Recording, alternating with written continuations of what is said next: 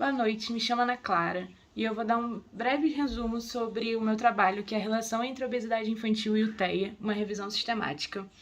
Falando um pouquinho sobre o TEA, ele é um transtorno do neurodesenvolvimento que tem como principais características o déficit na comunicação, na interação social, no comportamento motor, podendo ter padrões restritivos e repetitivos, além da seletividade alimentar.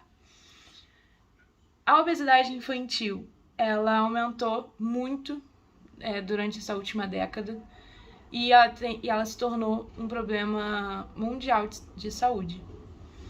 Os fatores de riscos mais comuns que já são observados em estudos em relação a essa temática são ter pais obesos, baixo nível socioeconômico, alto peso ao nascer para a idade gestacional, alimentação artificial, um ganho de peso rápido nos primeiros meses de vida, alimentação artificial e recuperação precoce da adiposidade, comportamentos alimentares não saudáveis e um estilo de vida sedentário.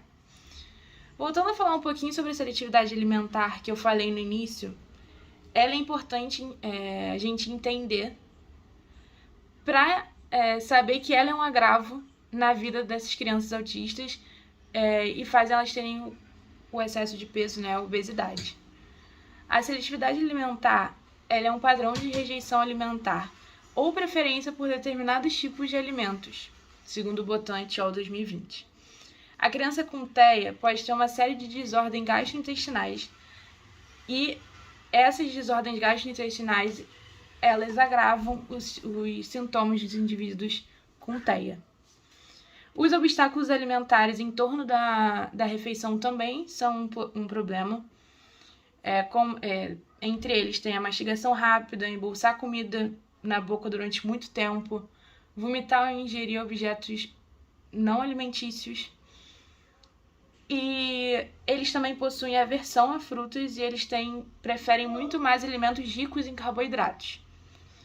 Eles escolhem os alimentos deles de acordo com cheiro, textura, cor, temperatura. Então isso é um problema na hora que as crianças vão se alimentar. E essa nutrição desequilibrada faz com que eles tenham déficit nas vitaminas A e B, e B6, e uma ingestão indevida de cálcio, também sendo fatores de risco e fatores que vão trazer malefícios na saúde dessa criança. Então, o déficit motor e essa nutrição desequilibrada faz com que essas crianças possam vir a ser obesas e terem sobrepeso. Então, o objetivo desse trabalho foi verificar o cenário atual da obesidade com crianças com TEA. A relevância desse estudo, a reunião desses estudos, vão poder auxiliar os professores a elaborar atividades que possam contribuir para a minimização dos problemas que os alunos de TEA podem vir a ter. A gente fez uma revisão sistemática, a gente seguiu as diretrizes do Prisma, as bases de dados utilizadas para procurar os artigos, os estudos, foi o Cielo, Periódicos CAPES, PubMed e Lilacs. As palavras-chave utilizadas no estudo foram TEA, transtorno do aspecto autista, obesidade, obesidade infantil e criança, também em inglês e combinadas. A gente também utilizou critérios de inclusão, que foram estudos entre 2010 e 2022, estudos apenas de caráter empírico, trabalhos realizados com populações entre 4 e 12 anos, estudos relacionados à obesidade infantil e o TEA e estudos de domínio público.